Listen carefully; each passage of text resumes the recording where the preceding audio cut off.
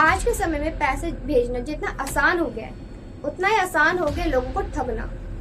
UPI यानी एक click और पैसा ट्रांसफर। लेकिन अब यही यूपीआई स्कैमर्स का सबसे बड़ा हथियार बन चुका है। और सबसे खतरनाक बात, ये स्कैम इतने चालाक तरीके से हो रहे हैं कि पढ़े लिखे लोग भी इसका शिकार बन रहे हैं।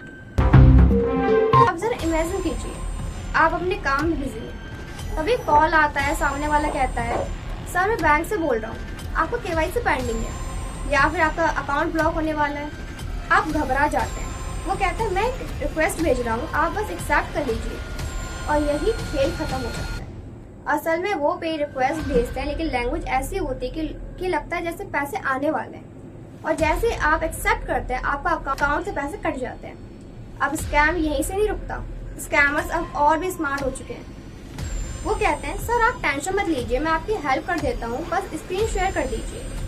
जैसे ही आपने स्क्रीन शेयर किया, आपका पूरा मोबाइल उनके कंट्रोल में चला जाता है। ओटीपी, पिन, पासवर्ड सब उनके सामने। फिर आपका बैंक बैलेंस कुछ ही मिनटों में जीरो हो सकता है। सबसे शॉकिंग बात यह है कि ये स्कैम से अननोन नंबर से नहीं होता। कई बार स्कैमर्स आपके किसी जानने वाले का अकाउंट हैक करके मैसेज भेजते हैं, भाई अर्जेंट पैसे भेज दो, और आप बिना सोचे भरोसे में आकर पैसे भेज भी देते हैं। तो सवाल ये है, बचे कैसे?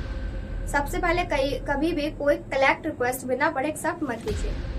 कोई भी बैंक कभी कॉल करके आपका यूपीआई पिन नहीं मांगता। Screen share apps, AnyDesk, team viewer, किसी अननोन को एक्सेस मत दीजिए। किसी भी लिंक पर क्लिक करने से पहले 2 बार कम से कम सोचिए, क्योंकि डिजिटल दुनिया में आपकी एक छोटी सी गलती बड़ा नुकसान बन सकती है। लेकिन अब सबसे जरूरी बात, अगर आपके साथ स्कैम हो जाए तो क्या करें?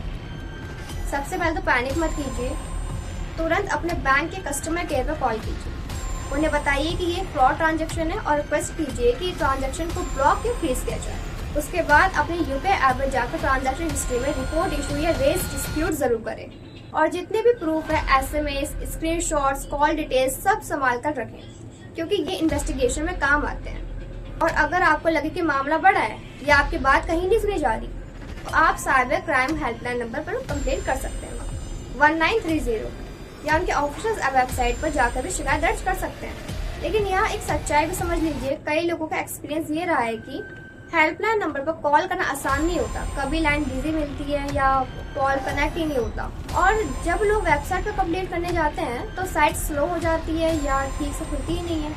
तो ऐसे में क्या करें? यही वो पॉइंट है जहाँ ज्यादातर लोग हार मान लेते हैं। लेकिन आपको ऐसा नहीं करना है। बार बार कोशिश करें, अलग अलग टाइम पर कॉल करें, वेबसाइट रिलोड करें और पेशेंटली कंप्लेंट दर्ज करें, क्योंकि सिस्टम में कमियां हो सकती है, लेकिन अगर आप कोशिश ही नहीं करेंगे तो स्कैमर तो जीत ही जाएगा। आखिर में बस इतना समझ लीजिए, यूपीआई जितना आसान है उतना ही खतरनाक भी हो सकता है अगर आप सावधान ना रहें।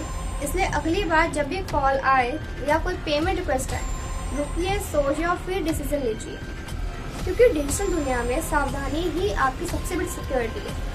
अगर आप ऐसे स्कैम से बचना चाहते हैं तो इस वीडियो को शेयर जरूर करें, क्योंकि आपकी एक शेयर किसी की मेहनत की कमाई बचा सकती है। तब अगली वीडियो के साथ, तब तक के लिए धन्यवाद।